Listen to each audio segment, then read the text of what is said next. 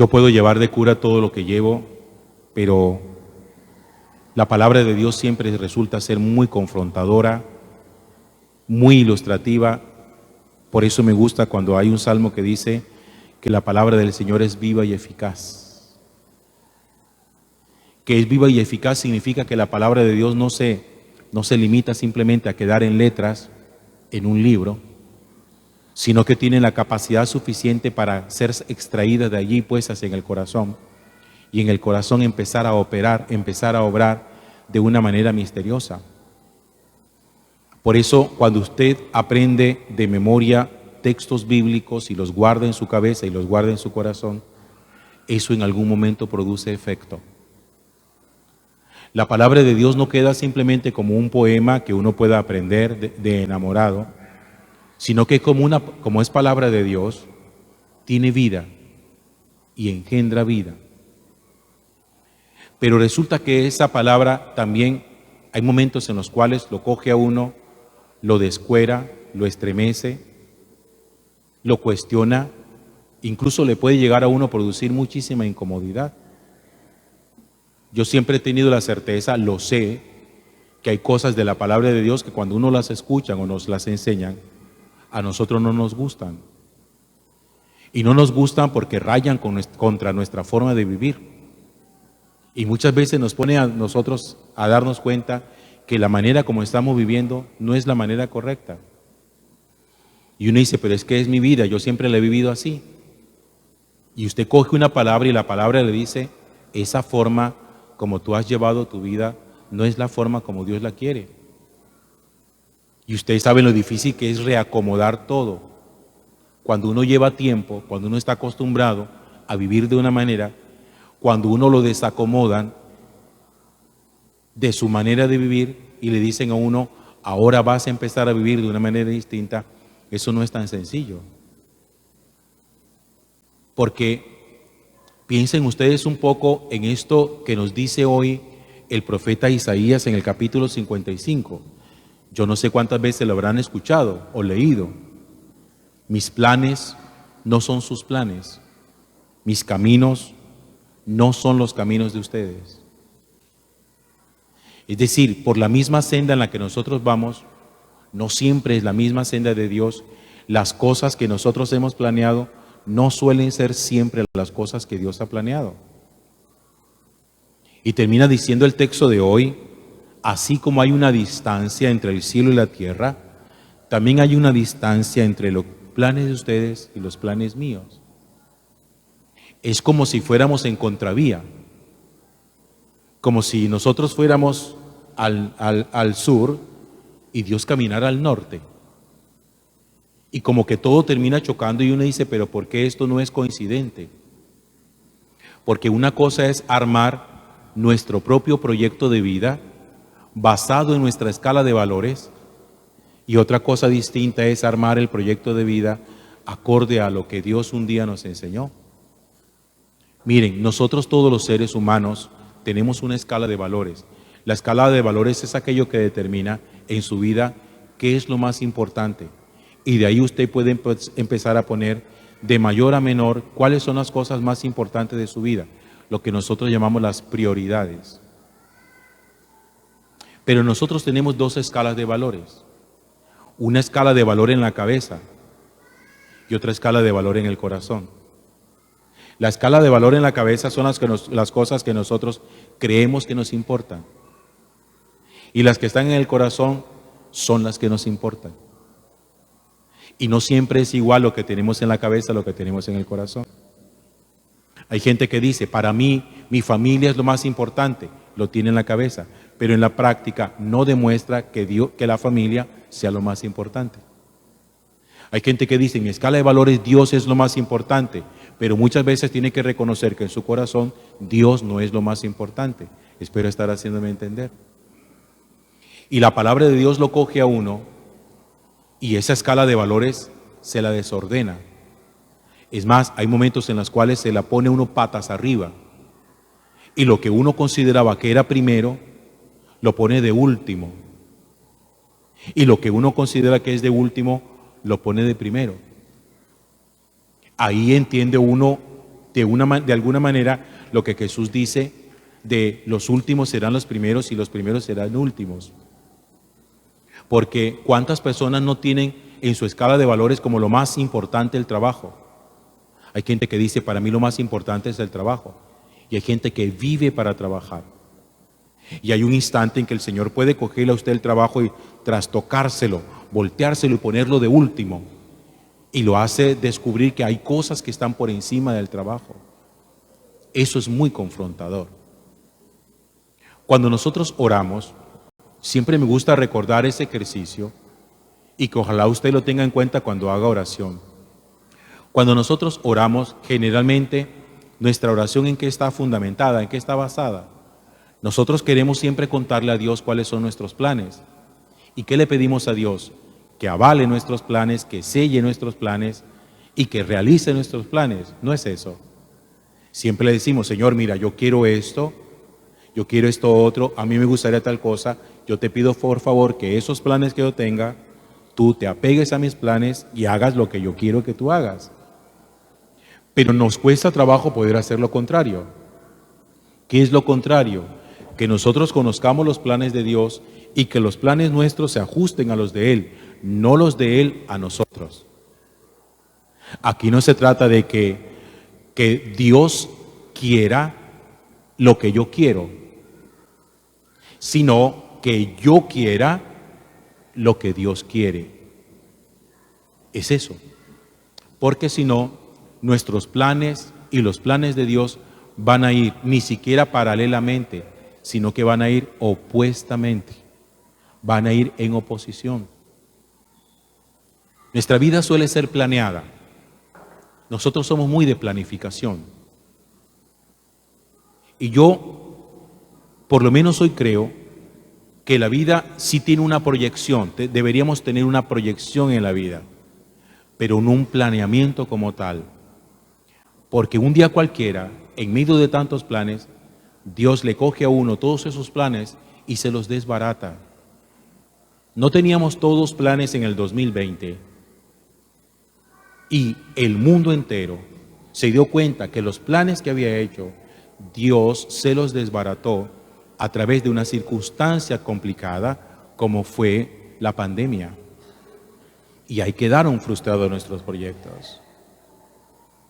Miren, el apóstol Pablo también tiene hoy en la segunda lectura una frase escrita a los filipenses que a mí me llama la atención y que me pone a pensar. Pablo dice, para mí la vida es Cristo y morir una ganancia. Lo llama una ganancia. Nosotros no decimos que morir es una pérdida. Para nosotros morir es perder. Y Pablo dice, morir es ganar. Una de dos, o estamos equivocados nosotros o está equivocado Pablo. Pero ambos no podemos tener razón. ¿Quién de los dos tendrá razón? Pablo está inspirado por el Espíritu Santo. Entonces lo más seguro es que los equivocados seamos nosotros. Pero ¿de qué depende esa relativización que Pablo hizo de la muerte? Porque eso fue una relativización. Cuando nosotros consideramos que la vida es lo más importante que existe en el mundo, Pablo descubrió que lo más importante no era estar vivo, ni siquiera estar muerto, que lo más importante era tener a Cristo en el corazón. Y por eso empieza el texto de hoy diciendo, Cristo será glorificado en mi cuerpo, por mi vida o por mi muerte. A veces cuando nos preguntan, ¿cómo estás? Nosotros solemos decir, vivos, gracias a Dios. Mientras haya vida o mientras haya salud, lo demás no importa. Pablo nos dice a nosotros que estar vivos y la salud no es lo más importante. Si ve que eso es cambiarnos a nosotros los esquemas y las escalas de valores. Y Pablo dice, lo más importante en la existencia de un individuo es que viva en Cristo y que muera en Cristo. Todo lo demás puede estar en la escala de valores, pero está segundiado, viene después, no es lo que antecede, no es lo primero de todo. Y por eso Pablo también va a escribir en la carta a los romanos, esta frase de la carta a los filipenses. Pablo dice en la carta a los romanos: si vivimos, vivimos para el Señor. Creo que fue el domingo pasado, antepasado que la escuchábamos. Si vivimos, vivimos para el Señor. Si morimos, para el Señor morimos, porque tanto en vida como en muerte somos del Señor. Miren, ¿saben ustedes cuándo empieza uno a relativizar las cosas que considera importantes? Cuando nosotros entramos en una crisis. Todos los que estamos aquí tenemos cosas importantes en la vida. Pero un día llega algo que lo cuestiona a uno y lo pone uno a pensar: realmente esto sí es lo que yo tendría que tener de primero. Ayer justamente estaba viendo el video de una señora mexicana que entre sollozos comentaba un poquitico su experiencia y decía: yo toda mi vida, una señora tendrá que 65 años, decía ahí, toda mi vida he vivido para trabajar. Me he preocupado por trabajar, por acumular dinero, por conseguir dinero, dejarle algo a mi familia. Nunca entré a un restaurante, jamás entré a comerme nada que me gustara. Siempre pensaba que ese dinero tenía que guardarlo. Nunca viajé a ninguna parte. Y hoy, que quisiera poder entrar a un restaurante para comer algo que me gusta, no puedo. Tengo todas las restricciones médicas y una dieta rigurosa. Ni comer lo que me gusta lo puedo hacer. Y esa señora seguramente planeó su vida. Y las circunstancias, su presente actual, le cogió todo y se lo desbarató.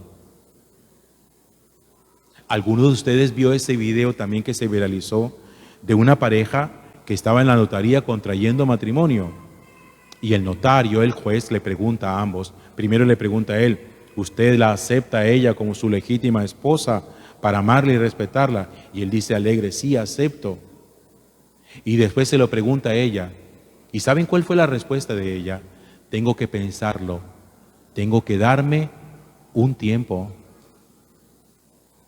Quise entrar a leer los comentarios de la gente y había uno de ellos que decía: se le dañó la boda, pero continúe la fiesta. No sabes de la que te salvaste. Y es verdad. Hay cosas que uno planea que en el camino se desbaratan y que son necesarias que se desbaraten, porque no tenemos idea de los peligros que estamos siendo nosotros librados. Cuando se le desbarata a uno un viaje, un proyecto, un irse para otro país, uno no puede vivir frustrado porque el viaje no se dio, porque el trabajo no se dio. Hermanos, los planes suyos no son los planes de Dios. Entiéndalo. Y no se amargue por eso. Pablo dice, lo importante es que en la vida suya Cristo sea glorificado. Está vivo, glorifique a Cristo. Se muere, que Cristo también se glorifique en la muerte suya. Es decir, aquí se trata de entender que es muy probable que nosotros tengamos esa escala de valores mal armada. Que no digo que no sean cosas importantes, pero pueden estar mal armadas. Porque a lo mejor tiene de primero lo que debería estar de último, a lo mejor tiene de tercero lo que debería estar de segundo. Revísela y pregúntese si realmente los planes que usted tiene son planes que se ajustan a los planes de Dios. ¿O qué quiere? Simplemente escribir los planes y que Dios venga, se los selle y le diga perfecto, todo eso va a ser así. No, Dios no siempre sella nuestros planes. Hay días en que dice, estos no son los planes que deben ser porque tengo una cosa para ti que se llama la protección. No pedimos nosotros protección en la vida. No pedimos nosotros en el Padre Nuestro que nos libre del mal. ¿Usted tiene idea de lo que significa que Dios nos libre del mal? ¿Usted tiene idea de los males que Dios lo ha protegido? De matrimonios que se han desbaratado. Vean, yo tengo la seguridad que cuando un matrimonio como este que pasó, que se viralizó, se desbarató, Dios estaba protegiendo a los dos. de una mala decisión. Que un día uno no pueda montarse en un avión, que un viaje no salga. Evalúelo como algo positivo. ¿Por qué tiene que pensar que el mundo se va a acabar? No, las cosas de Dios, Dios las enruta y llegan a usted sin oposición de ninguna clase. Lo que es de Dios y es suyo si es para usted. A Dios no se le arrebata nada, a Dios no se le roba nada, a Dios no se le arranca nada. Cuando Dios quiere bendecir, bendice.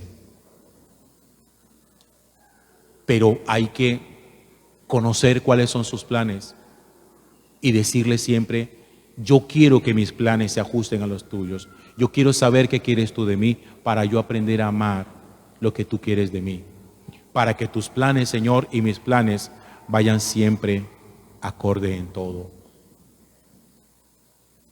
Revise, se lo insisto por última vez, su escala de valores. Vea, pongan en esa lista las 5 cosas, solamente 5, que para usted sean las más importantes de todas. Y pregúntese si así es como lo tiene que armar. Yo le voy a armar aleatoriamente a ustedes una listica. Aleatoriamente. Algunos pueden decir, si es la lista mía, otros pueden decir, no, metió cosas que para mí no, yo metería estas otras. Yo les armo aleatoriamente una lista. Generalmente, ¿cuáles son las 5 cosas que nosotros consideramos que deberían estar bien armadas en nuestra vida? Primero, la familia. Segundo, nuestro trabajo. Tercero, a lo mejor podríamos nosotros meter allí la diversión. Cuarto, podríamos meter ahí nuestro descanso. Y quinto, vamos a meterlo, Dios es importante para nosotros. Pregúntese si esa escala de valores está armada del modo como tendría que armarse. Ahora, los esposos deben tener una escala de valores armada distinta a los que no son casados. ¿Ok? En los esposos, ¿cuál debería ser el deber ser la escala de valores? Primero, Dios. Segundo, mi esposa. Tercero, mis hijos. Cuarto, mis padres. Quinto, mi trabajo. Y si es soltero, primero, Dios. Segundo, mis padres. Tercero, mi novia. Cuarto, mi trabajo. Quinto, mis amigos. ¿Sí ven que son distintas? Repito para los esposos. Primero, Dios. Segundo, mi esposa. Tercero, mis hijos. Si usted tiene primero los hijos que su esposa, la tiene mal armada. Así que ábrale el ojo al asunto. Primero Dios, segundo mi cónyuge, esposo o esposa, tercero mis hijos, cuarto mis padres. Usted no puede poner a los papás por encima de su esposa. Si los tiene por encima de su esposa, usted tiene la escala de valores mal armada. ¿Qué es que yo conocí primero mamá que marido? La tiene mal armada. No lo digo yo, lo enseña el Señor. Gloria al Padre, y al Hijo, y al Espíritu Santo.